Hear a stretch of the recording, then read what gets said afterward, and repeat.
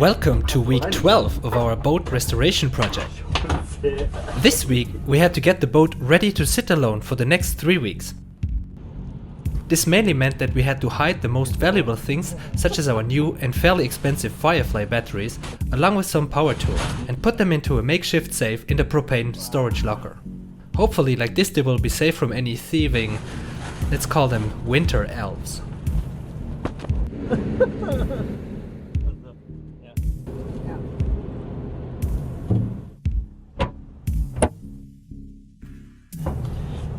Another little job I did this week was to weld shut a leaking drain all the way aft at the starboard side of the deck.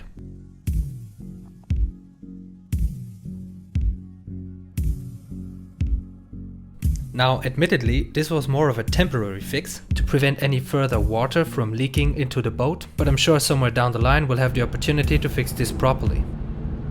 And since we have some time in this week's video, I want to share with you these blueprints of a 1969 Wadden cruiser, which were sent to me by a fellow viewer who told me that his grandparents used to own a boat from the same shipyard as ours.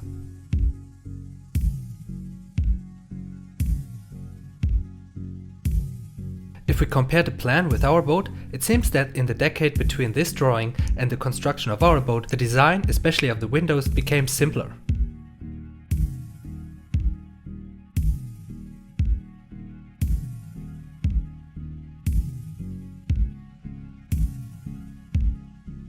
On the inside, our boat also deviates from this plan. There is a V-berth in front of the galley, which we don't have. The layout of the lobby is also slightly different. And the aft cabin on the plan is 80 centimeters shorter than ours.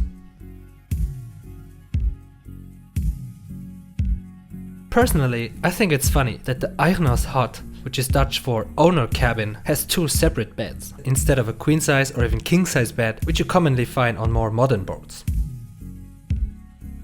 Now, with this out of the way, we can devote ourselves to the main job of this week, which was to put in the remaining 2 windows here in the aft cabin.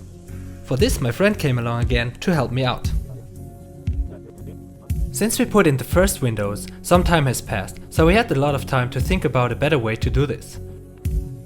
Some of you viewers out there suggested that we use a string or a thin rope and soap water to help the windows slide in more easily. And so of course we went ahead and tried just that. And while I understand the concept of the string and can imagine how this could work, I do believe that it works better with more evenly shaped windows, such as square or circular shaped windows.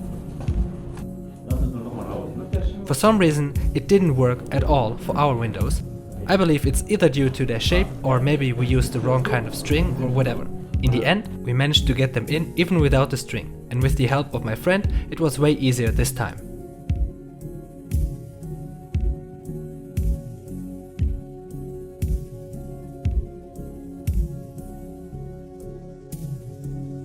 We also found that olive oil does work much better than soap water.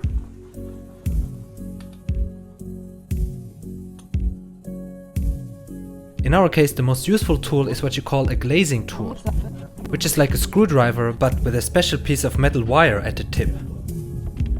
With this we found that it works best to push in the rubber from the outside, while the other person keeps pushing the window from the inside out,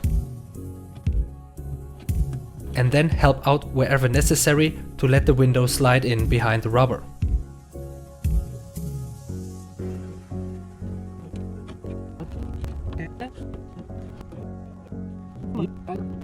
Anyway, the main lessons we learned from working on those windows is that, starting from a certain size of the windows, you should ideally be 3 persons or more.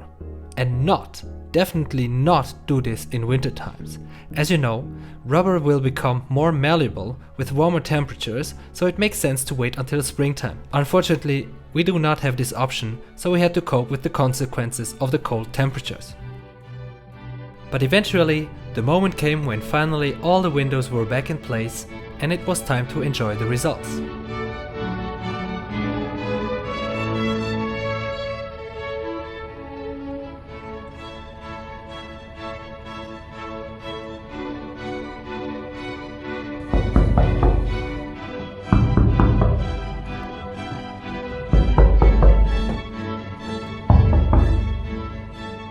now you know everything that happened in this week. Thank you all for watching, and I hope to see you again soon.